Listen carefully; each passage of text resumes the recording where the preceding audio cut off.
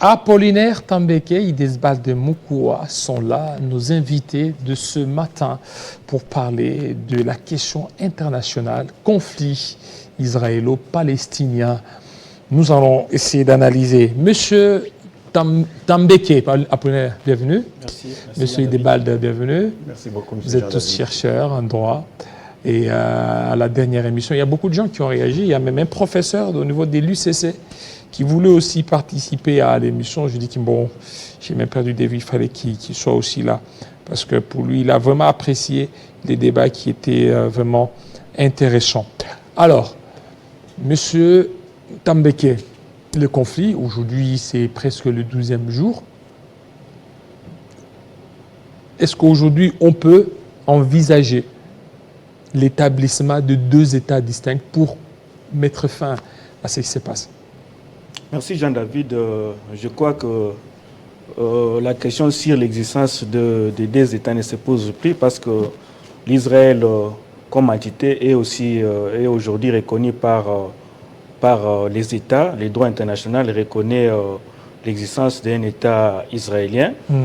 Il se pose naturellement aujourd'hui un problème lié à l'existence de la Palestine comme État. Malgré la reconnaissance, ça et là, de certains États, de cette entité qui est la Palestine, les débats autour de cette question posent encore problème sur sa reconnaissance comme État en droit international. Alors c'est quoi l'origine d'abord de ces conflits? C'est là où on devait commencer.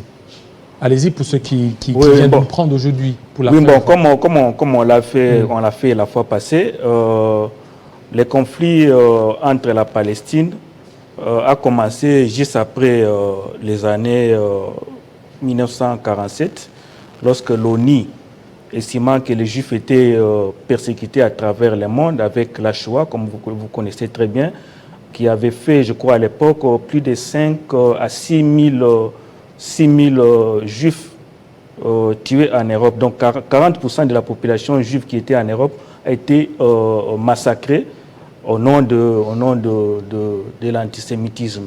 Et vous voyez, c'est dans ce cadre que les Nations Unies se sont réunies. À l'époque, tous les Juifs étaient en déportation. En déportation, disséminés à travers le monde. Mais ceux qui ont subi l'épiration, la plupart de ceux qui ont subi l'épiration, c'était ceux qui étaient en Europe. Vous connaissez avec la politique, avec Hitler, la politique nazie instaurée par Hitler, avait comme conséquence l'éradication de la population juive. C'est comme ça qu'après la Deuxième Guerre mondiale, et après avoir constaté tous les fléaux que cela a causé, a eu comme conséquence sur l'existence de ces peuples, les Nations Unies se sont concertées en 1947 pour créer un État israélien qui était considéré comme les bastions pouvant permettre à cette population qui était martyrisée à travers le monde d'avoir une fois son pays et sa patrie. C'est comme ça que à la suite de la résolution, comme je vous ai dit l'autre fois, la résolution 181 de Oslo. La résolution 181 de l'Assemblée générale des Nations Unies avait créé l'État d'Israël. Mais en réalité, avant même que cette volonté-là exprimée par les Nations Unies ne soit exprimée matériellement, en 1948, les Juifs eux-mêmes ont fait une déclaration unilatérale pour créer l'État d'Israël. C'est comme ça que, parce que les territoires, avant qu'ils ne viennent sur ces territoires-là, ce sont les Palestiniens qui occupaient les territoires avec, je crois, 20% des Juifs et des orthodoxes. Alors la population arabe n'était pas contente. C'est comme ça que nous avons eu les premiers affrontements, la guerre en 1948 qui a vu les pays du monde arabe venir aux rescousse de ceux qui considéraient comme leurs frères. Voilà. Maintenant, aujourd'hui, monsieur Idesbald, on est en train de voir maintenant les Hezbollah qui veulent aussi attaquer. Il y a les Hezbollah, il y a l'Iran, quand bien même ils ne se prononcent pas, mais on sent vraiment l'Iran, on sent aussi d'autres pays. Alors, c'est quoi les problèmes de droit qui se poseraient entre Israël ainsi que la Palestine, sachant qu'il y a déjà ces partages? Votre confrère vient de le dire, c'est qu'il y a déjà la reconnaissance de l'État d'Israël, il y a aussi la Palestine l'autre côté. Mais c'est quoi notre problème? Merci, M. Jean-David. Le problème, c'est que, Maître Apo vient de le dire, et puis vous l'avez dit, l'État d'Israël est reconnu, excusez-moi, sur le plan international et par la plus grande majorité même des États ou du système onusien. Mais la Palestine, aucun pays ne la reconnaît les statuts d'un État. La Palestine? La Palestine, jusque-là, n'est pas un État. D'ailleurs, on appelle ça l'autorité palestinienne. Mais vous voyez l'OLP. que c'est là il y a un problème de l'injustice. Oui, ça, c'est l'injustice internationale. J'en arrive là, M. Jean-David. Or, Israël est le fruit même, comme je l'avais dit tantôt, des Nations Unies. Ça veut dire que dès lors que l'État d'Israël est créé le 14 mai 1948, il est reconnu comme État, avec tous les attributs qu'ont d'autres États sur le plan du droit international. Mais pour la Palestine, il n'y a pas une injustice, mais c'est déjà quelque chose qui dépasse même l'entendement du droit. Du côté de la Palestine, ce sont des Palestiniens qui viennent d'être repoussés des zones qu'ils occupaient en Israël, mais on reconnaît à celui qui vient d'arriver les statuts d'un État, et on ne reconnaît pas à celui qui vient de partir de là cette ces statuts. Donc la Palestine jusque-là n'est pas un État, mais Israël est un État. Alors la Palestine a quel statut? Le statut de la Palestine, c'est comme une entité considérée comme sui generis, il faut le dire en son genre, mais qui n'est pas un État. C'est comme ça que même aux Nations Unies, la Palestine n'est pas membre des Nations Unies, mais a les statuts de l'observateur. Ça veut dire que la Palestine ne peut pas voter comme étant un État, mais la Palestine prend part, par exemple, à certains travaux de l'ONU, mais en assistant, avec les rôles passifs. Et alors que c'était leur espace. Bon. Et cet espace, on a donné au non-originaire, qui étaient les Juifs. Monsieur Jean-David, je veux vraiment que vous me donnez du temps pour que je décortique un peu cet aspect des choses. Il y a les gens qui prennent part dans ces conflits palestiniens, qui touchent, comme on le dirait même dans une parabole, qui touchent le serpent par la queue. Non, non. Pour neutraliser le serpent, il faut l'écraser la tête. Humainement parlant, là vraiment je vais me défouler pour que les gens me suivent une fois pour toutes et qu'ils ne reviennent plus sur ça. Humainement parlant, l'espace là qu'on appelle aujourd'hui Palestine ou Israël avait pour première dénomination, avait pour première appellation dans l'histoire depuis que l'existence de tout ce qui existe, on appelait Canaan. Canaan était lui-même l'un des fils de Jacob. Bon, là que les gens me conseillent au moins, parce que c'est de là que ça vient. Fils de Jacob. Fils de Jacob, lorsque Canaan habitait là, non, Canaan était fils de Cham, fils de Jacob. C'est lui qui venait s'installer là. Abraham était descendant de Sem, l'un des fils de Jacob. Jusqu'à ce que Abraham, sur demande de Dieu, là je ne me réserve pas, je le dis, parce que l'existence même des deux États, c'est une utopie, ça n'existera pas. Soit qu'il y ait la Palestine, soit qu'il y ait Israël. Eux-mêmes le disent, noir sur blanc. Lorsque Abraham quitte la vraie patrie humainement parlant, je l'ai dit, pour les Juifs, c'est l'actuel Irak, qu'on appelait la Mésopotamie ou bien la Chaldée. La ville d'où Abraham est venu s'appelle Ur. Ou ça dépend des... Ur, alors c'est quelle ville actuellement? Actuellement en arabe on appelle Tel Moukaya. Tel Moukaya, oui. Ça veut dire c'est dans quel pays? En Irak, vers l'embouchure de Frat et Tigre. À l'est c'est la province iranienne du Khouzistan. Et puis à l'ouest c'est le Koweït. C'est de là que Abraham est venu. Mais maintenant lorsqu'il arrive là, il est pèlerin chez les Cananéens. Il est passager. Il n'est pas autochtone. Ça il faut que les gens le sachent. Mais jusqu'à ce que, selon les promesses que Dieu lui avait faites, qu'il allait posséder cette patrie. Les vrais problèmes, c'est lesquels? Les Palestiniens sont les originaires historiques et traditionnels de cette bande de terre. Les Palestiniens. Les Palestiniens. Mais lorsque l'ancêtre des Juifs actuels arrive, il reçoit la promesse de Dieu qui lui dit que je donnerai. C'est malheur aux athées qui ne vont pas accepter ceci, mais c'est ça l'origine de ces conflits. Jusqu'à ce que Abraham s'était installé, à la mort de son épouse Sarah, il a proposé d'acheter une bande de terre dans cet espace qu'on a appelé Canaan pour qu'il puisse enterrer Sarah, sa femme, parce qu'il s'est considéré comme passager. Mais ceux-mêmes, les autochtones, lui diront, non, non, tu es l'un d'entre nous, tu es parmi nous, nous ne pouvons pas te vendre la bande de terre pour que tu achètes ta chère épouse qui est décédée.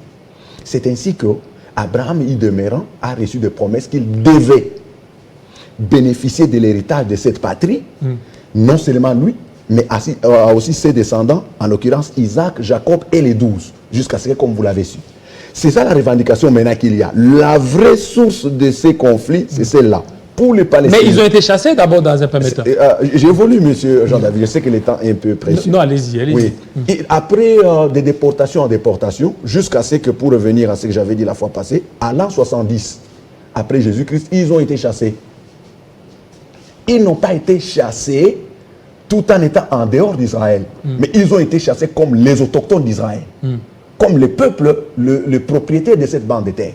C'est comme ça que de l'an 70 après Jésus-Christ, ils ont été chassés de cette patrie. Le seul peuple qui a fait 1878 ans sans patrie. Jusqu'à ce que le moment est arrivé de rentrer dans leur patrie. Je le disais, des villes comme Samarie, des villes comme Hébron, des villes comme Jérusalem. D'ailleurs, quand vous parlez de Jérusalem, c'est collé aux Juifs. Jérusalem n'a jamais été palestinienne. Parce que ceux qui ont bâti Jérusalem, ce sont les ancêtres d'Israël. En l'occurrence David, en l'occurrence Salomon. Aucun ancêtre palestinien ne vous dira que nous avons bâti la ville de Jérusalem. Ça n'existe pas.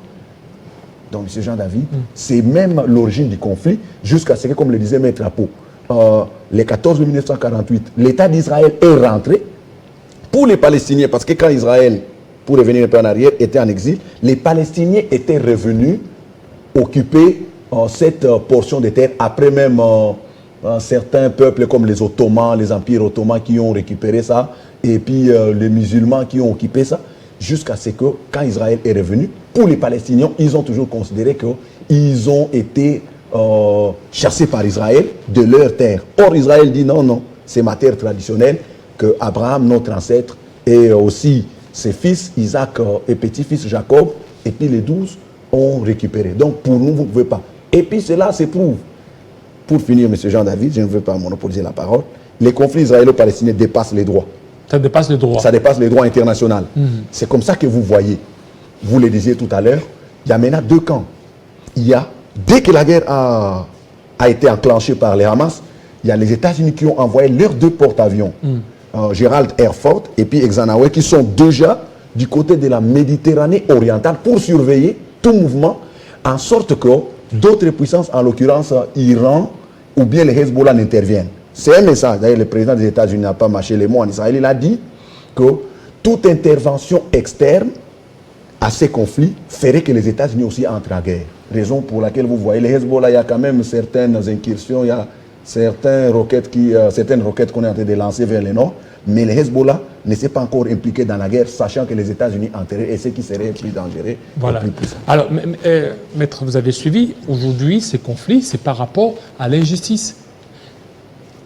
Une population ou un peuple qui est arrivé sur un territoire qui ne lui appartient pas, et puis qui veut s'imposer, vous ne parvenez pas à reconnaître l'autorité étatique à ce territoire.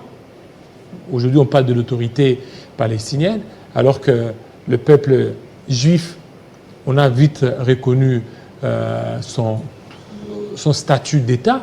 Et en plus de ça, s'il faut le partage, parce que la fois passée, vous avez parlé, selon la résolution d'Oslo 1993, il faut le partage. Par rapport au partage, il faut qu'Israël puisse avoir 55% et 45% les Palestiniens. C'est de l'injustice, tout ça.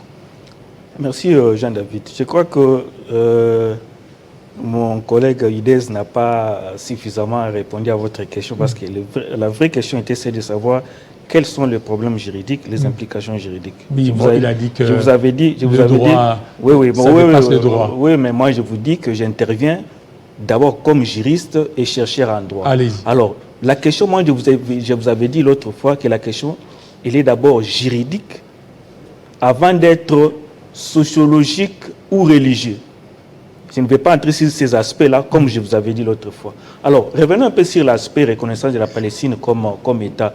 Le débat, il est aujourd'hui très nourri par la doctrine au niveau international par rapport au statut de la Palestine.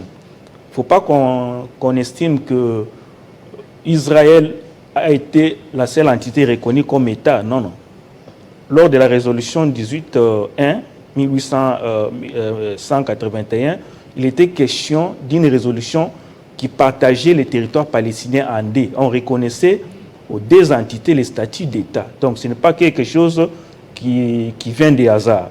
Et donc le fait pour les Israéliens de faire une déclaration unilatérale en créant l'État israélien, ça ne remet pas en cause les recommandations et la volonté exprimée par l'Assemblée générale lors de la résolution 181.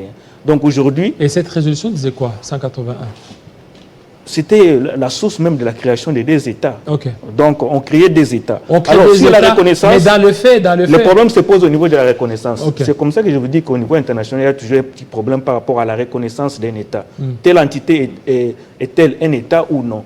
Le débat, il est nourri parce que, pour certains, aujourd'hui, la Palestine réunit tous les éléments nécessaires pour qu'on parle d'un État. Il y a un territoire, il y a une population, il y a un gouvernement.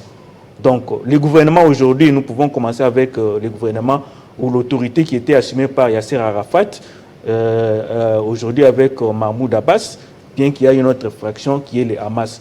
Donc, le débat sur la reconnaissance de la Palestine ne se pose pas. Mais... l'implication de cette reconnaissance... Mais il y a la souveraineté, il y a aussi notre point, la souveraineté. Oui. La souveraineté, c'est que jusque-là, sur le plan international, c'est pas reconnu, ça aussi. Ça... Là aussi, il y a encore un débat parce qu'il y a certains États qui reconnaissent la Palestine comme État. Ce n'est pas pour rien qu'aujourd'hui, la Palestine a la possibilité de saisir la Cour pénale internationale comme institution internationale pour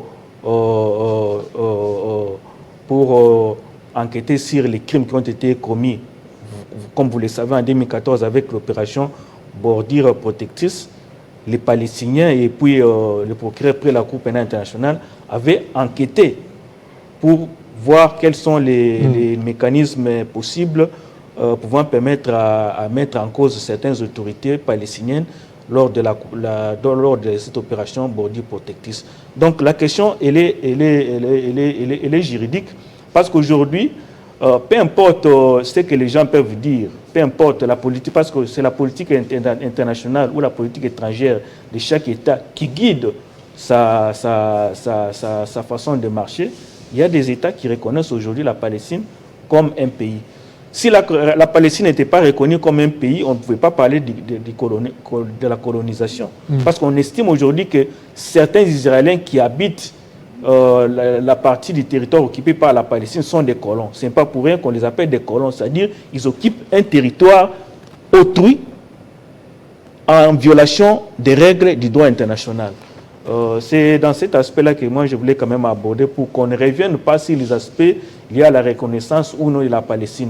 La Palestine comme État l'a été déjà, a existé avec la résolution que oui, mais cette résolution, elle est là jusque-là. Elle n'est toujours pas respectée. Vous avez soulevé toutes ces évidences, mais dans le fait, vous l'avez même dit, la Palestine n'est pas reconnue au même titre que l'État Israël. Oui, c'est cette reconnaissance-là internationale qui pose problème. Qui pose problème, principalement devant les Nations Unies, qui est une organisation internationale de coopération, une organisation internationale universelle qui doit normalement reconnaître la Palestine comme un État. Mais cela ne fait pas de la Palestine uniquement une entité, parce qu'il y a d'autres États qui coopèrent avec la Palestine comme État et qui font des échanges commerciaux. Donc, vous voyez pourquoi je ne veux pas qu'on revienne sur la question historique, sur Abraham et consorts. Non, c'est important. Parce que c'est important, on va toucher tous les points. Si on ne touche pas, si on touche à ces aspects-là, soyez rassurés, Jean-David, on risque de remettre en cause les frontières de tous les États au monde. Il est possible, s'il faut revenir sur ces aspects historiques, il est possible de remettre en cause les territoires américains, parce qu'on va dire que ce sont les Amérindiens qui sont propriétaires de ces territoires-là. Il est aussi possible qu'ici en Afrique, en violation même du principe de l'intangibilité des territoires, ici de la colonisation, un principe cher à l'Union africaine, à l'organisation de l'État africain à l'époque, qu'on remette encore certains territoires pour estimer que tel pays a un territoire au sein d'un autre pays. Donc, ce débat-là ne va pas nous amener à bien solutionner les problèmes et à bien cerner les vrais enjeux qui se posent. Les vrais enjeux qui se posent sur la question, c'est une question de la reconnaissance. C'est une question de résoudre les conflits. C'est ça même l'obligation qui impose aujourd'hui aux Nations Unies de pouvoir trancher définitivement.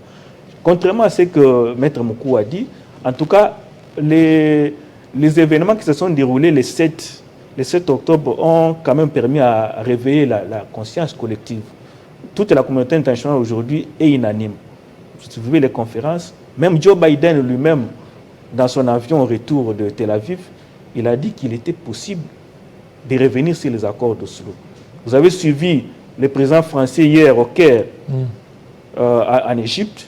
Il a dit qu'il était nécessaire qu'on puisse revenir aux accords d'Oslo, c'est-à-dire la reconnaissance de la Palestine comme État. Alors qui viole ces accords? Ce sont les Israéliens. Ou bien c'est... Je vous ai dit, ce n'est pas de part et d'autre. Ce sont les Israéliens parce qu'il y a une politique qui a été instaurée par l'extrême droite de ne pas reconnaître la Palestine comme puissance. Et ce refus-là a permis au gouvernement Netanyahou depuis 2009 de faire tout pour que ce processus n'aboutisse pas, jusqu'à financer même les Hamas. C'est peut-être les éléments... Qui finance les Hamas? Le gouvernement Netanyahou a financé les Hamas pour lutter contre... pour affaiblir l'autorité palestinienne. Mais comment? Alors, c'est le même Hamas qui attaque Israël? Je vous dis, c'est peut-être des choses que vous imaginez. Est-ce que vous savez que les Qatar, comme pays, paye tous les fonctionnaires de Gaza $300 000 chaque fin de mois. Et cet argent-là passe par l'Israël.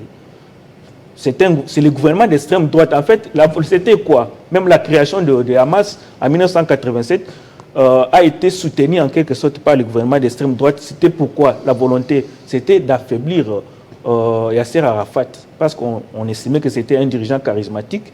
Et dans sa volonté de pouvoir pousser la communauté nationale à reconnaître la Palestine comme État, il fallait trouver un contrepoids. Et peut-être que vous allez peut-être vous renseigner même après cette émission, le gouvernement de Netanyahou, l'extrême droite, a financé les Hamas jusqu'en 2016 pour déstabiliser l'autorité palestinienne afin que la question sur l'existence de la Palestine... Mais alors, c'est ce même Hamas encore qui a attaqué. Ah, voilà. C'est le même Hamas qui a attaqué comme Obama avait attaqué les États-Unis. Parce que les États-Unis, beaucoup les considèrent comme étant les parrains Osama Ben Laden. Donc ce sont les faits sociaux et ça revient au même. Voilà, voilà. Maître Idesbal Moukoua, vous avez à réagir, à rebondir? Oui. En tout cas sur plusieurs fronts. Allez-y. Merci, monsieur Jean-David. Premièrement, la résolution 181. Les résolutions des Nations Unies sont des actes non contraignants. Ça veut dire que ça ne s'impose pas. On ne contraint à personne, mais souvent, dans la vie pratique, ce sont les plus forts qui tirent des ficelles de leur côté. Quand on vote une résolution, ça demande la bonne foi de chaque parti pour exécuter. Et puis deux, il y a un verbe qui venait d'être créé dans l'Académie française, c'est le verbe macroner. Ça veut dire faire quoi? Faire semblant de compatir avec quelqu'un sans rien faire. Ça veut dire Macron, dans la guerre en Ukraine, se plaignait, tout ça, ça faisait semblant de compatir avec les Ukrainiens, mais il ne faisait rien. C'est comme ça que ce verbe est né. Donc les Occidentaux sont en train de macroner, entre guillemets. Le même Joe Biden, dont vient de parler Maître Apollinaire, je m'oppose. Joe Biden, s'il était aussi pour le Palestinien, mais il est arrivé à Jérusalem, il a rencontré les autorités, le président Isaac Herzog d'Israël et puis le premier ministre Benjamin Netanyahou. Mais à moins de 5 minutes même du vol de Ramallah, en Cisjordanie, là où se trouve Mahmoud Abbas. Pourquoi, si vraiment les États-Unis ou l'Occident voulaient jouer à l'équilibre, ne pouvaient pas aussi rencontrer Mahmoud Abbas? Jusque-là, c'est le président français qui est allé rencontrer Mahmoud Abbas. C'est pour vous dire que les puissances occidentales sont en train de se moquer de la Palestine. Il y a ce que les autorités occidentales pensent dans leur cœur, qui est autre que ce qu'elles disent. Elles font semblant de compatir avec le peuple palestinien, mais c'est pour Israël que toutes ces autorités se présentent. Donc, Pour l'existence des deux États, ça j'ai dit, je ne suis pas en train de faire quoi que ce soit. Donc ça peut pas... Ça ne va pas exister parce que, déjà, les actes hostiles... Est-ce que vous ne voyez pas que si ça ne peut pas exister, Oui. cette guerre continuera? Bien sûr, qu'est-ce qu'il y a à la base de cette guerre? C'est déjà cette inimitié, c'est cet antagonisme mutuel. Pour les Palestiniens, je vous ai donné l'origine, Maître Apoa considérer que c'est l'historique, mais c'est de là que le conflit est né. Donc, les droits ne sauront pas résoudre un conflit qui est né socialement, dans cette hypothèse. Non. Parce que pour les Palestiniens, ce qu'on appelle la Palestine, or la Palestine veut dire tout Israël. Pour les Palestiniens, tout Israël leur revient, avec comme nom du pays, la Palestine. Mais pour Israël, tout ce qu'on appelle Israël, ça veut dire, y compris la Palestine, lui revient. Ce qui veut dire que les deux peuples n'ont pas besoin. D'ailleurs, la création de deux États est une fiction qui a été créée par la communauté internationale pour essayer un peu de gérer la situation. Pourquoi? Vous vous disputez de la mangue qu'on coupe à deux, mais en attendant, chacun dira non, non, ma mangue, je ne veux la partager avec personne. C'est comme ça que les colons dont a parlé Maître Apo, la Cisjordanie est même grignotée partout. Parce que pour Israël, le Premier ministre Benjamin Netanyahou, dans son intervention de 2011 à l'Assemblée générale des Nations Unies, avait dit clairement les choses. Ça veut dire que même les accords d'Oslo ont été de manière hypocrite signés, de manière hypocrite. Pourquoi? Les Juifs ont leur plan qu'ils ont gardé, mais pour trouver la paix sous les auspices des autorités, outre le président des États-Unis de l'époque, et sous aussi la coordination de la communauté internationale, ils ont signé. Mais dans leur cœur, les Juifs n'ont jamais digéré ça, partager leur pays avec la Palestine. Et les Palestiniens n'ont jamais digéré de partager le pays avec Israël. C'est de cette hypocrisie qu'est né aussi les conflits jusqu'à présent. Pour revenir à ce que Maître Apo a dit, non, ce n'est pas Israël qui finance les Hamas. Mais Israël est le canal par lequel passer les financements qatari pour atteindre les Hamas. Pour Israël, le plan était lequel? Donc les fonds, oui, c'est... non. Les fonds que les Hamas recevaient ne venaient pas directement du trésor israélien, mais venaient de l'État qatari, transitant par Israël et sous la bénédiction d'Israël. Et Israël, bon, dès lors qu'il accepte, dès lors qu'il s'était, c'est que... Je donne la raison. Allez-y. Comment on peut laisser les terroristes être payés chaque Vous fin ne du savez mois. pas pourquoi Israël faisait ça. Israël n'a pas été ignorant. Mais qu'est-ce qu'Israël voulait plutôt? Dès lors que les Hamas bénéficient de l'aide qatari en bonne et due forme, il va pouvoir créer ces infrastructures, il va pouvoir bien évoluer, se prendre en charge et ne va pas penser à attaquer Israël. Or, c'était le contraire. Maintenant, les mêmes fonds que le Hamas recevait de l'État qatari, le Hamas a utilisé ça pour poignarder Israël. Mais maintenant, Israël a compris qu'il n'avait plus affaire à quelqu'un qu'il devait aider, il avait affaire à un terroriste, un mouvement terroriste. Les Hamas. Les Hamas. Les États-Unis reconnaissent. Et tous les États occidentaux reconnaissent le Hamas comme État terroriste. D'ailleurs, pour ne pas aller loin. Est-ce que ce n'est pas une manière pour la Palestine de se protéger contre les attaques israéliennes? Alors, ils utilisent les Hamas. Mais pourquoi d'abord ils sont divisés? Parce qu'un royaume divisé contre lui-même ne subsistera pas. Parce que les Hamas ne s'entendent même pas avec les Fatah. Les Hamas qui dirigent la bande de Gaza n'est pas en bon terme avec le Fatah de Mahmoud Abbas qui dirige la Cisjordanie. Ce qui veut dire qu'en leur sein, il y a déjà des divisions, des fractions. Et maintenant, cet argent-là, ça finançait les deux branches? Non. L'argent qatari qui transitait plutôt par Israël ne finançait que les Hamas. Parce que Quel Hamas? les mouvements les plus hostiles contre l'État d'Israël, c'est plus les Hamas plutôt que le Fatah. Le Fatah a compris que c'était nécessaire de pouvoir collaborer avec un voisin qui est Israël. Pour votre information, plusieurs ressources, entre autres en électricité et puis en eau, dont bénéficie l'État palestinien, proviennent de l'État d'Israël. Raison pour laquelle, au matin même de l'incursion du Hamas dans Israël, au sud, Israël avait avait comme première punition infligée au Hamas de couper l'eau et l'électricité. C'est comme ça, jusqu'à présent, la partie nord de la bande de Gaza est sans électricité et sans eau. C'est ainsi que l'État israélien a demandé, avant de pouvoir mener son offensive terrestre, à ce que la population gazaoui qui habitait la zone nord de la bande de Gaza de pouvoir fuir vers le sud. Parce que là, ça sera vraiment une opération qui sera musclée contre le Hamas. Voilà, contre le Hamas. Oui, oui. Je voulais quand même réagir. Oui. En tout cas, dans tout ce que nous faisons comme analyse, vous avez compris que l'extrême droite, comme je vous ai dit, avait intérêt dans sa logique de pouvoir déstabiliser les Hamas avec l'autorité palestinienne et s'allier donc déstabiliser l'autorité palestinienne incarnée actuellement par Mahmoud Abbas et s'allier avec les Hamas. Lorsque vous sortez l'argument aujourd'hui que les Hamas sont des terroristes, alors c'est pourquoi je vous ai dit qu'il faut être prudent. Parce que les Hamas est nourri, entretenu par les gouvernements d'extrême droite avec un seul objectif. Lorsqu'ils sont nourris, ils sont bien payés. La question sur la reconnaissance de la Palestine comme État ne va pas se poser. C'était en fait ça. Mais il y a le Hamas, non, vous avez dit, Maître l'a dit, c'est que c'est scindé en deux. Les Fatah ou bien le... Non. Les Fatah, c'est les partis, on peut appeler ça les partis politiques de Mahmoud Abbas. Donc c'est comme un parti politique. Alors que les Hamas, c'est une autre frange, un autre mouvement. Terroriste. Les débats sur le terrorisme ou non. Au moins, on est d'accord que les paiements, jusqu'avant le 7 octobre, les paiements de tous les fonctionnaires au niveau du Gaza venaient du Qatar. Les 30 millions qui viennent chaque mois du Qatar passent par l'Israël et l'escorte de l'armée israélienne achemine les moyens pour donner à ceux que vous appelez aujourd'hui les terroristes.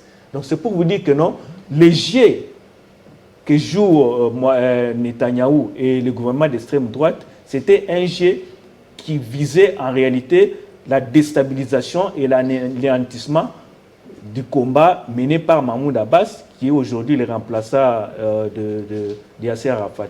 Mais je voulais quand même aussi revenir sur les aspects liés à l'opposabilité de certaines résolutions des Nations Unies, telles que Maître Idez l'a dit, ce sont des résolutions qui n'ont aucun effet juridique contraignant. Non, il faut faire la part des choses. Lorsque le Conseil de sécurité vote des résolutions, ces résolutions ont une force contraignante, conformément au chapitre 7. C'est pourquoi même quand vous voyez les résolutions 243 à 338 sur la condamnation de l'occupation à Cisjordanie des colons, c'est des résolutions contraignantes. Mais il faut peut-être parler en termes d'exécution matérielle et si ça pousse à se poser la question sur les pesanteurs au niveau international. Vous savez, aujourd'hui, après l'effondrement de l'ex-IRSS, le monde était polarisé. Le monde était dominé par les États-Unis d'Amérique. Et les États-Unis d'Amérique sont parmi les premiers soutiens de l'État israélien de première ère. Parce que même après 1948, les premiers soutiens armés en dehors de l'Union soviétique, c'était les États-Unis. C'est pour vous dire que non, certaines résolutions du Conseil de sécurité peuvent être prises dans le cadre de condamner le gouvernement israélien, principalement le gouvernement de l'extrême droite, mais est anéanti par la politique étrangère des grandes puissances, principalement les États-Unis. Donc on ne peut pas parler de cet aspect-là et considérer que ce sont des résolutions non contraignantes, mais c'est plutôt, il faut peut-être parler des aspects politiques étrangers des grandes puissances qui jouent sur l'exécution des résolutions des Nations Unies. Je voulais un peu revenir aussi par rapport à la visite de Joe Biden. Maître Moukou a dit pourquoi Joe Biden est arrivé à Tel Aviv sans voir l'autorité palestinienne à Ramallah qui était tout proche. Non, mais il faut quand même suivre l'actualité.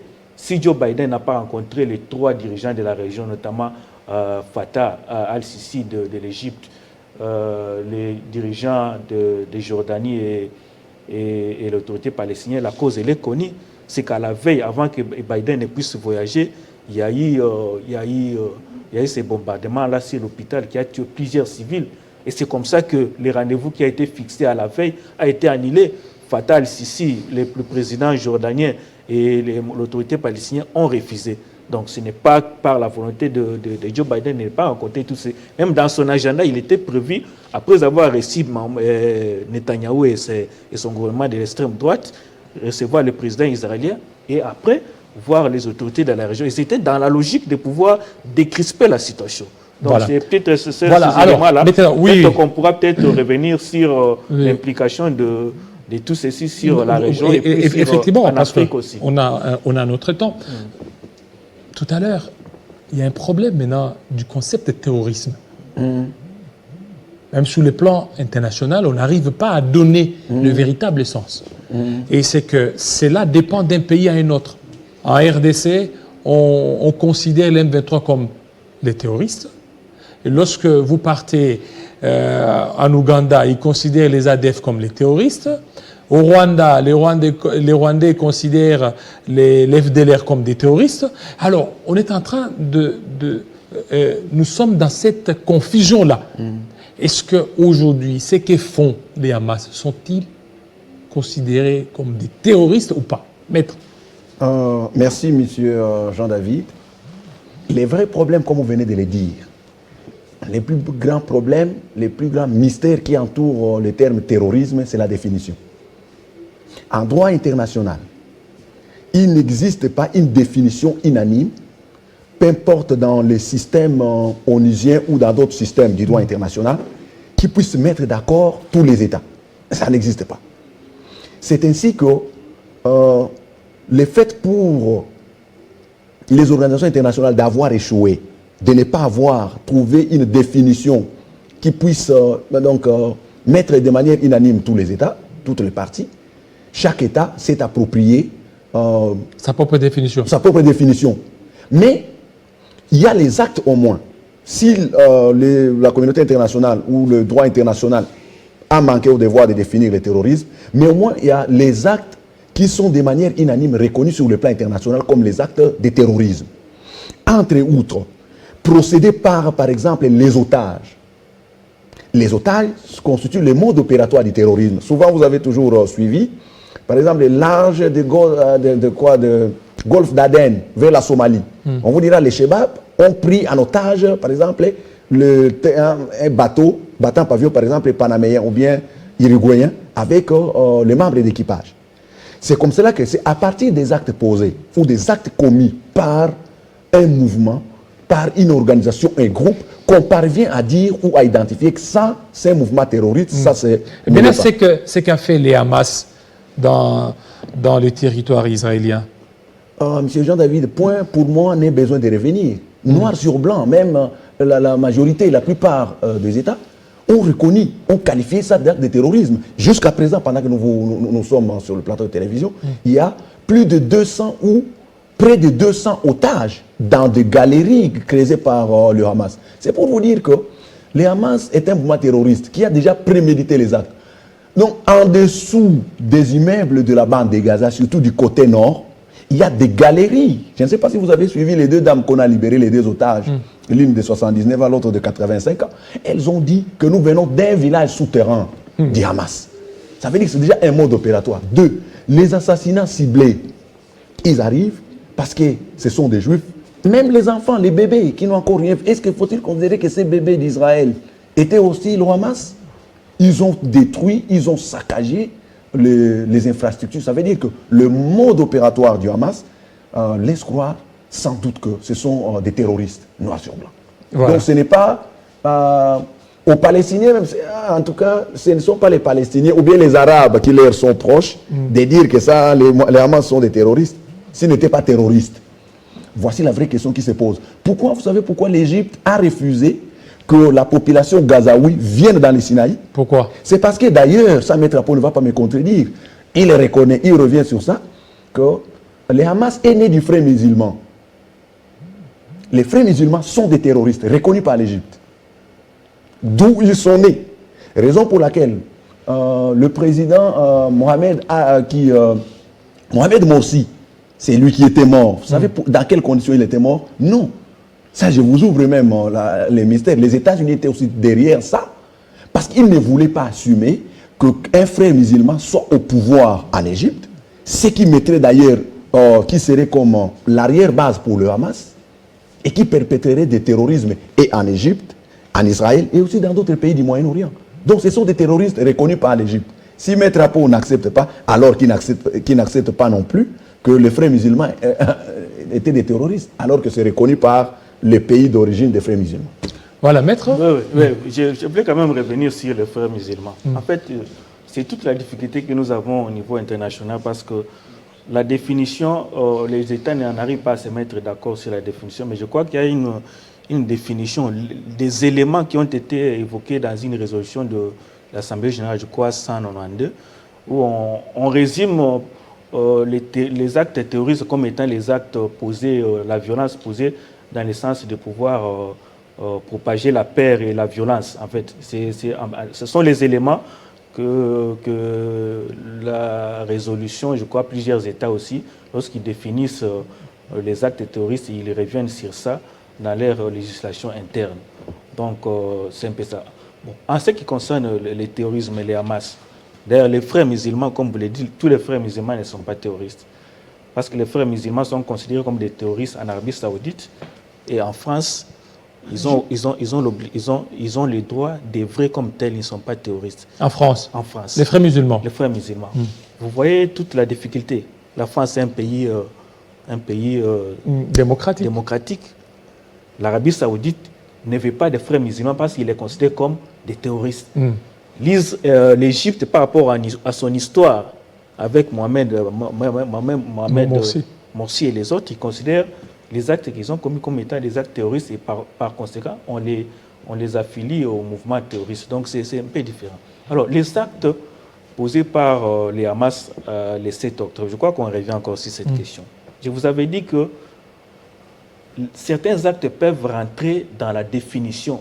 Parce qu'il n'y a pas la définition, mais parmi les éléments qui entrent en jeu dans la reconnaissance des actes terroristes, il y a cet élément-là qui revient presque dans toutes les définitions ou dans tous les éléments qui retiennent les États, c'est commettre des actes de violence dans le sens de pouvoir propager la peur et la terreur. En tout cas, ça revient. Est-ce que les actes posés par les Hamas le 7 octobre sont des actes terroristes? À cette question-là, je crois que je vous ai répondu. J'ai dit que c'était des actes assimilables.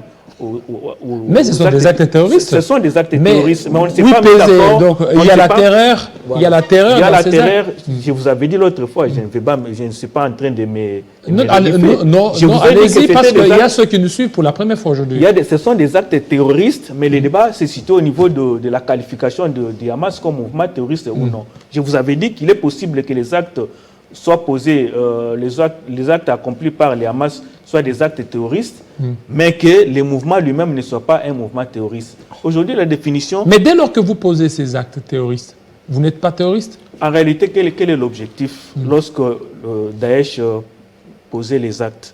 Ce n'est pas les mêmes objectifs avec les Hamas. Les Hamas estiment que les territoires qu'il occupe, les Gaza est occupé, excusez-moi la tautologie, il y a une politique de déportation des populations. Ils vivent à ciel ouvert, donc un prison à ciel ouvert. Donc, ils sont encerclés par l'Israël qui fait presque tout. Alors, la seule façon de se défendre, ou la seule façon de faire entendre leur voix, c'était en quelque sorte de poser ces actes-là. Donc, s'il faut considérer ces actes-là comme des actes terroristes, matériellement, ce sont des actes terroristes. Mais le mouvement en soi, ce n'est pas un mouvement terroriste, c'est parce que, comme je vous avais dit, c'est un mouvement reconnu qui a gagné les élections. C'est un mouvement composé de plusieurs fractions. Il y a des aspects humanitaires, il y a même une composante politique qui a gagné les élections en 2006. Ça, vous n'allez pas les nier. Donc, aujourd'hui, le Hamas n'est pas un mouvement terroriste. Et pour finir, malgré la multitude de définitions... par rapport à la question. Par rapport à la question. Malgré la multitude et les définitions sur les mouvements terroristes ou non, je vous avais dit l'autre fois, les Nations Unies comme organisation internationale, l'incarnation même du droit international, ne reconnaît que des entités comme faisant partie des terroristes ou pouvant être considérés comme des mouvements terroristes. Je vous ai dit l'autre fois, c'est Al-Qaïda et Daesh. En dehors de ces deux mouvements terroristes, les autres mouvements qui peuvent commettre les actes qualifiables de terroristes on les considère comme des mouvements alliés à Al-Qaïda et à Daesh. Donc, oui, ces mouvements, lorsqu'ils sont alliés, ce sont des terroristes, non? Ce sont des terroristes. Mais, ou bien des assimilables. Des assimilables. C'est pourquoi même les résolutions du Conseil de sécurité des Nations les considèrent comme étant des mouvements affiliés à Daesh, des mouvements affiliés Al-Qaïda. Voilà. Donc, par rapport à la définition, il n'y a pas beaucoup d'ambiguïté là. Il n'y a pas beaucoup d'ambiguïté. Le Conseil de sécurité et droit international est clair sur... Alors, maître, avant que vous ne répondiez, autre question que vous répondez aussi va devoir répondre. Alors, quel est le rôle que joue dans ces conflits la Russie, l'Iran ou les Orientaux? Merci, monsieur. Répondissez et puis vous répondez à la Vous question. avez remarqué que il y a plusieurs conflits au monde, mais les conflits israélo-palestiniens, c'est les thermomètres dans le monde. Il y a vraiment deux camps. Vous sentez, même dans une même maison, vous pouvez... C'est même une affaire de famille. Toutes les familles musulmanes, même ici à Kinshasa, quand vous les trouvez, vous verrez quand vous posez la question, et elles vont vous évoquer leurs histoires là, elles vont donner raison, elles vont plaider pour la Palestine, pour la bande de Gaza, sans regarder les actes de violence. Et la plupart des actes chrétiens, des familles chrétiennes, vous verrez qu'elles vont plaider. Pour répondre directement à la question, les grandes puissances, ça je le disais même, j'ai parlé avec un ami, je crois hier, les Occidentaux, la plupart, sauf l'hypocrisie de la France, je ne veux pas revenir sur ce qu'il a dit. La France a toujours été hypocrite sur la question d'Israël. La plupart des grandes puissances comme les États-Unis, la Grande-Bretagne et les autres sont en train de soutenir la cause d'Israël, qu'elle doit se défendre. Et maintenant, la plupart des pays, la Russie a toujours été neutre sur une question qui oppose Israël et la Palestine. Mais cette fois-ci, elle a semblé jouer à cette neutralité, mais nous l'avons surprise, la Russie. Dès qu'il y a eu des massacres à la ville du sud d'Israël, Poutine, dans les 48 heures, a présenté des condoléances à Netanyahou. Mais le même Poutine, lorsqu'il s'est rendu en Chine, comme maintenant il y a une opposition entre l'Occident et la Chine et la Russie, comme de l'autre côté, dès lors que déjà Israël est soutenu par l'Occident, il ne fallait pas que la Russie et la Chine soutiennent aussi, sinon ils tomberaient tous dans le même camp du côté des intérêts des Occidentaux. Mais maintenant, la Russie et la Chine ont soutenu les Hamas. Et pour même aller plus loin, certaines analyses démontrent noir sur blanc que même dans ces conflits, la Russie est derrière l'Iran. Pourquoi? La Russie. La Russie est derrière. Je vais vous démontrer. Dans la guerre qui oppose l'Ukraine et la Russie a compris qu'elle ne combat pas seulement directement que contre l'Ukraine, mais il y a d'ailleurs ce qui est clair, le fait pour les Occidentaux de livrer leurs armes les plus sophistiquées, entre outre le missile Atacams, entre outre le missile Patriot, et puis d'autres marques ou sortes d'armes que les Occidentaux livrent au vu aussi de tout le monde. La Russie a considéré que son plan, son projet de conquérir d'envahir toute l'Ukraine était mis en échec. C'est ainsi. Pourquoi? Il fallait maintenant diversifier les conflits dans le monde pour empêcher aux Occidentaux d'être bien disposés à pouvoir livrer les armes et puis les moyens suffisants à l'Ukraine en sorte de résister. C'est ainsi que la Russie, en coulisses, a travaillé avec l'Iran. L'Iran a travaillé d'ailleurs, c'est le premier partenaire du Hezbollah et puis du Hamas sur le plan militaire. Maintenant, l'Iran a coopéré, a travaillé avec la Russie pour créer ces conflits parallèles entre Israël et la Palestine, en sorte que les États-Unis et leurs alliés occidentaux se trouvent maintenant dans un dilemme. En même temps, il faut financer l'Ukraine militairement et financièrement, et de l'autre côté, il faut financer Israël militairement et puis financièrement. C'est comme ça que certains analystes internationaux ont aussi considéré que les vrais tireurs de ficelles de ces conflits étaient la Russie. La Russie. La Russie maintenant a essayé un peu de profiter de cette guerre aussi qui s'est déclarée entre Israël et la bande de Gaza pour essayer un peu aussi de l'autre côté à bénéficier d'une réduction de financement de la guerre. Et l'Afrique dans tout ça, c'est seulement l'Égypte? Non. L'Afrique est divisée. L'Afrique arabe. L'Afrique arabe. L'Afrique arabe est derrière ses frères, des terroristes, les Hamas. Les Hamas. Les Hamas. Mais l'Afrique, dans la plupart des cas, sauf l'Afrique du Sud, l'Afrique noire, sauf l'Afrique du Sud, dans la plupart des cas, est derrière Israël. Ça dépend des cas. Voilà, maître Apollinaire. Bon, sauf l'Afrique arabe. Ou l'Afrique qui est derrière les terroristes. Oui, vous voyez le problème de la catégorisation des États au niveau africain. il faut quand même rappeler que depuis les 7 octobre, il y a, je crois, 16 pays qui se sont prononcés. Et il n'y a pas que l'Afrique arabe. Je rappelle quand même que dans le cadre des accords Abrahams, la plupart, je crois, 80% des pays arabes sont en train de normaliser les relations avec Israël. Donc, la question qui s'est posée en 1948 sur clivage arabe, juif, arabe ne se pose pas aujourd'hui. Aujourd'hui, il est question des intérêts, question, je crois, des aspects aussi géopolitiques. Je vous rappelle que les Maroc, l'Algérie et je crois la plupart, 80% des pays du Moyen-Orient sont en processus de normalisation des relations avec l'Israël. Ils ont suspendu depuis le 7 octobre. Ils ont, pas tous. Il faut bien préciser, pas tous. Je crois que c'est Mohamed Ben Salman, le roi de l'Arabie Saoudite. C'est lui qui a suspendu ces négociations dans le cadre des accords Abrahams, estimant que les événements qui se déroulent en Palestine étaient inacceptables et que l'Arabie Saoudite, considérée comme l'ébation de la religion musulmane, pouvait être aussi affectée. Donc, le débat, il est à ce niveau-là. Le débat, il est géopolitique. Pourquoi? C'est aussi une question. Pourquoi les Occidentaux, la plupart, soutiennent Israël? En fait, si vous voyez les analyses au niveau de l'Occident, en fait, ils ne font pas les analyses comme nous, on les fait en Afrique, dans notre style, dans la religiosité qui nous anime. Ils ne font pas les débats sur la religion. Ils ne soutiennent pas Israël par rapport à la religion et on connaît ce que c'est la religion en Occident. La plupart de tous ces pays-là, pourquoi ils soutiennent Israël? Il y a des aspects. L'aspect historique, c'est que la population juive qui a été massacrée avant la deuxième guerre, les Shoah, la première guerre mondiale, la deuxième guerre mondiale, la majorité de cette population... La Shoah. L'extermination de la population juive. Tous ces événements-là se sont déroulés en Europe. La France, l'Allemagne. Ils ont une morale... Ils ont un problème moral. Une conscience chargée. Ils ont une conscience chargée. Voilà pourquoi même le jour où il y a eu le vote de la résolution 181, ce sont tous ces États-là qui se sont mobilisés. Il faut aussi relire l'histoire. Tous ces États-là, en tenant compte de la dette morale qu'ils avaient, parce que la Shoah, l'extermination des Juifs, ça n'a pas eu lieu en Afrique, timidement en Amérique latine, mais l'extermination des Juifs, c'était en Europe.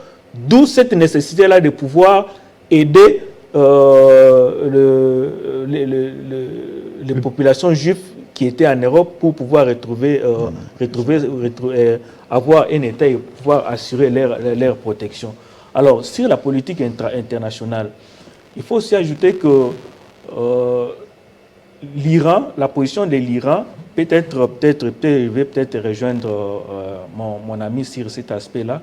En fait, l'Iran n'est pas partant pour la normalisation des relations entre les pays. Il veut toujours qu'il y ait la guerre. Quand il y a cette guerre-là, ça permet à l'Iran de jouer un rôle géopolitique prépondérant. Parce que si aujourd'hui, on est en train de parler de Mohamed Ben Salman, si aujourd'hui l'Arabie Saoudite normalisait les relations avec Israël, c'est l'Iran qui est perdant parce que l'Iran va se trouver dans une situation d'encerclement. Il n'aura pas de bonnes relations avec l'Arabie Saoudite, pas de bonnes relations avec la Jordanie, parce qu'ils ont aussi normalisé les relations diplomatiques, l'Israël avec la Jordanie. Donc c'est l'Iran qui est pointé du doigt comme étant l'instigateur des événements du 7 pour bouleverser la donne au niveau de l'Israël. Et puis je crois qu'il a réussi parce que toutes les négociations ont été suspendues. Voilà, toutes les négociations ont été suspendues. Je pense le gros a été dit. Une question qui m'est venue, et même avec certains téléspectateurs, est-ce qu'avec cette guerre, allons-nous vers le déclenchement de la Troisième Guerre mondiale? Non. Personnellement, non. Jusque-là, rien ne montre qu'on va vers la Troisième Guerre mondiale. Les gens l'attendent, parce qu'il y a de ceux qui disent dans la prophétie, mais ça c'est vraiment autre chose.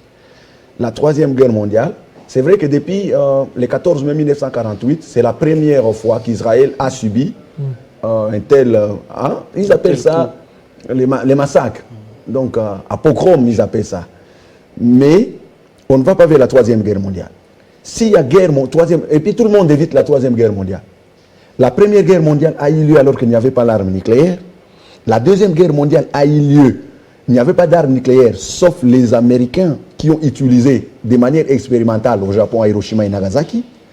Mais jusque-là, la Troisième Guerre mondiale signifierait la fin du monde. Parce que l'usage de l'arme atomique, l'arme la plus dangereuse, c'est l'arme nucléaire. Or, vous avez vu, lorsque Poutine, par exemple, au début, au matin de son invasion de l'Ukraine, il menaçait. Mais les Américains lui disaient qu'il ne faisait que créer des menaces. Parce que l'arme nucléaire, c'est l'arme apocalyptique. Or, actuellement, il y a les armes nucléaires dont détiennent des puissances comme la Russie, les États-Unis, qui peuvent raser des pays comme la RDC. À quelques secondes. Toute la RDC. Toute la RDC, en quelques secondes. Vous voyez? C'est comme ça que la Troisième Guerre mondiale, pour moi, les conflits entre Israël et la bande de Gaza, avec l'avènement au niveau d'Armageddon peut-être. Non. Armageddon, oui. Pour les chrétiens, ils le diront non. Ce sont des choses peut-être qu'on explique mal. Si j'étais à la chair, j'expliquerais peut-être Armageddon. Armageddon n'a rien à voir avec ça. Non, je dis que pour la Troisième Guerre mondiale, là, c'est l'Armageddon. Peut-être. Mais ce n'est pas encore à l'ordre du jour. Parce que Armageddon, ce sera quand? Ça sera après l'enlèvement. Non. Armageddon, ça sera après l'enlèvement, lorsque l'Église sera enlevée. Je sais que vous êtes prédicateur, mais et puis, durant les 7 ans, lorsque Christ devra revenir, il verra toujours la nation israélienne qui sera certainement... de le perdre. D'ailleurs, ces combats aura lieu quand? Il viendra un moment où le peuple d'Israël sera attaqué par le monde entier. Le monde entier, tous les pays là qui s'opposent contre, par exemple... Et Israël ira il y aura l'alliance de toutes les puissances contre maintenant Israël. Il y a ceux qui disent même que la raison pourra être que Israël aura refusé de remettre l'arme nucléaire. Parce qu'Israël est une puissance nucléaire, avec plus de 90 têtes nucléaires. Mais maintenant, à ce moment-là, Israël aussi va refuser, d'adorer la bête. Bien sûr, dans la religion interdite. Lorsqu'on va vouloir envahir, c'est à ce moment-là que le Messie descendra pour défendre la cause de son peuple. Sur ce qu'on a. Dans Armageddon, c'est même la version, c'est Arma Megiddo, c'est au nord. Megiddo, vide de Megiddo, c'est au nord. Je pense que c'est fini, maître. Bon, je peux aussi conclure comme vous dites, quoi. La menace, elle est réelle. En fait, la menace, elle est réelle et tout dépendra de l'engagement d'Israël sur les territoires palestiniens. Si les États comme l'Iran, avec ses soutiens Hezbollah au sud du Liban, les Hamas, et il ne faut pas aussi oublier, il y a aussi des miliciens, les miliciens Houthis qui sont au Yémen, qui sont aussi les soutiens de l'Iran. Je crois que le problème pourra peut-être se poser. Ce n'est pas pour rien. En fait, les États-Unis d'Amérique ont une longueur d'avance par rapport à la communication, aux informations. Ce sont eux qui ont informé au président, les comédiens ukrainiens, que la Russie va attaquer. Ils ont plus de 170 satellites militaires. Et lui n'était pas d'accord. Même la plupart des Occidentaux n'étaient pas d'accord. Il dit que c'est Poutine en train de menacer. Alors que, vous appelez les comédiens. Oui, avant de devenir président, c'était donc je sais, oui, mais... Il continue à faire la comédie même à la tête du pays, vous ne le constatez pas. Mais il est là, en fait, jusque pour là. vous dire, je voulais dire que les États-Unis ont quand même des informations. Ce n'est pas pour rien, ils ont fait déplacer les gros porte-avions, des porte-avions ainsi que les destroyers. Ça veut dire qu'ils savent qu'à un degré élevé de la violence qui pourra mener l'Israël en Palestine, ça pourra peut-être toucher les sensibilités au niveau du monde arabe. L'Iran peut intervenir, les miliciens... Alors pour vous, la solution, c'est le retour à la résolution d'Oslo, 93. Il y aura, pour une paix durable et assurée entre les peuples, on finira par créer à la Palestine Maître Idesbald. Merci, M. Jean-David. Il n'existera jamais deux États sur cette bande de terre. Jamais. Les gens peuvent me trouver peut-être ils peuvent me qualifier comme ils veulent, mais je vous dis, c'est la vérité. Même les accords d'Oslo ont été signés de manière hypocrite. ceux qui ont signé n'étaient pas convaincus dans leur cœur, et du côté israélien et du côté palestinien, qu'il y aurait deux États qui cohabiteraient l'un et l'autre. Parce que les deux peuples sont d'abord hostiles. Pour d'abord vivre ce qu'on appelle les bons voisinages en droit, vous le savez, il faut d'abord s'aimer mutuellement. Mais les deux peuples qui ne s'aiment pas, ça devient impossible. Et puis, c'est l'Iran d'abord. Vous n'avez pas besoin de vous aimer. Avec les Rwandais, les relations ne sont pas bonnes et pourtant c'est un État à côté de la RDC. C'est d'abord parce que les pays les plus hostiles contre Israël, ce n'est pas la Palestine. Bon, pas pays, les peuples les plus hostiles. Ce n'est pas les Palestiniens, c'est l'Iran. L'Iran, même lorsque Israël et les Palestiniens cherchent un peu à cohabiter dans la paix, c'est l'Iran qui intoxique avec son terme, il considère que les sionismes. Les sionismes, il faut vraiment les détruire, tout ça. Mais il faut pour finir, l'Iran là, qui intoxique les autres. Ça fait, depuis les années 80 que l'Iran a mené la guerre contre l'Iran, la guerre d'Iran-Irak, jusqu'à aujourd'hui, l'Iran n'a mené aucune opération militaire. Merci beaucoup. On va suivre un autre invité tout de suite. Je pense que ça a été très intéressant. Vous êtes en train de manifester par des tweets, par des appels. C'était intéressant. Merci beaucoup. Je pense que vous avez puisé toute la matière. Merci. Voilà. Laissez l'État. L'État. Merci beaucoup. Voilà. On va suivre un deuxième invité. Cette fois-ci, on va parler de la présidentielle en RDC tout de suite.